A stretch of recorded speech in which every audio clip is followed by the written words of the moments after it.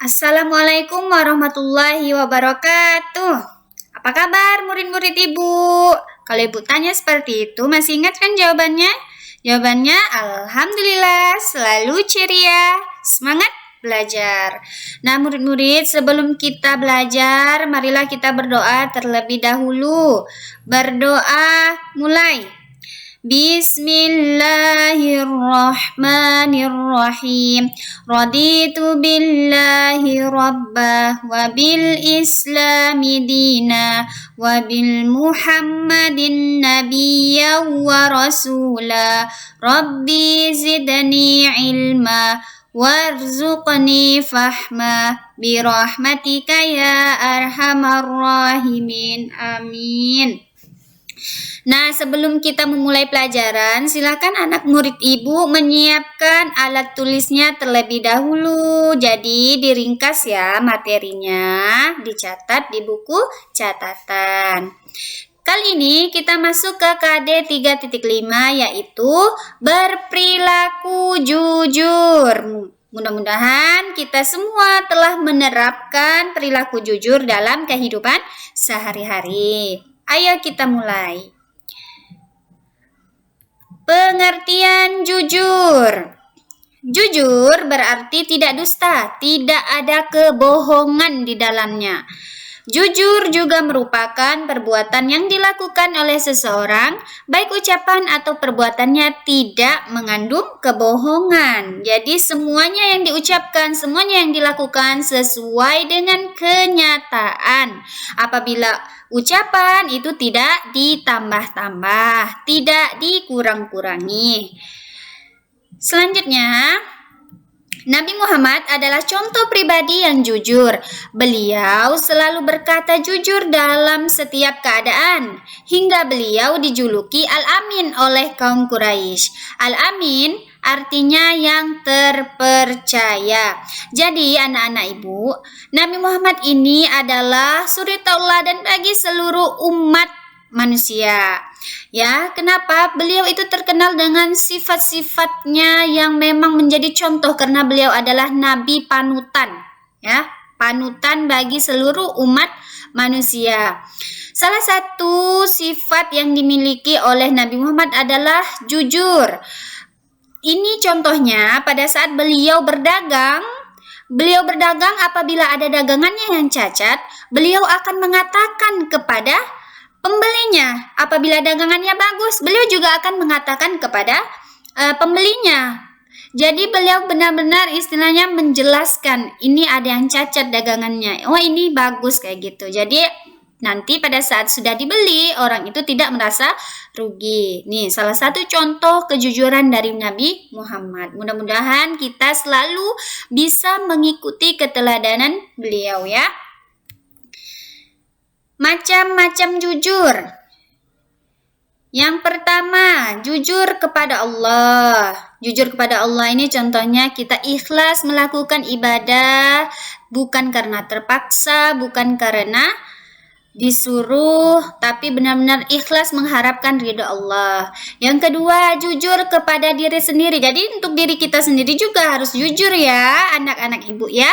Kenapa? Misalnya kalian mengerjakan tugas, kalian mengerjakannya sendiri, tidak mencontek atau melihat kerjaan temannya. Itu termasuk salah satu contoh jujur kepada diri sendiri. Selanjutnya, jujur kepada orang lain. Harus ini.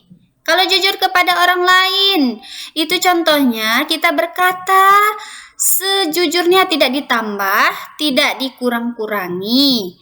Ya, berkata sesuai dengan kenyataan. Contoh jujur kepada orang lain. Selanjutnya, manfaat berperilaku jujur. Banyak sekali manfaat berperilaku jujur. Tentunya dapat kita rasakan dalam kehidupan kita sehari-hari. Ya.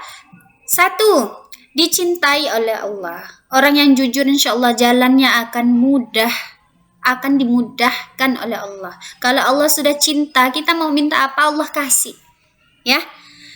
Yang kedua, dipercaya banyak orang. Siapa yang tidak akan percaya kepada anak yang jujur? Pasti semuanya akan percaya. Misalnya, kalau orang itu suka berbuat jujur, oh saya percaya anak itu sangat jujur. Tapi kalau misalnya ada anak yang suka berbohong, pastinya benar tidak ya dia itu berkata jujur? Benar tidak ya apa yang diomongkan? Benar tidak ya? Banyak sekali rasanya pertanyaan-pertanyaan.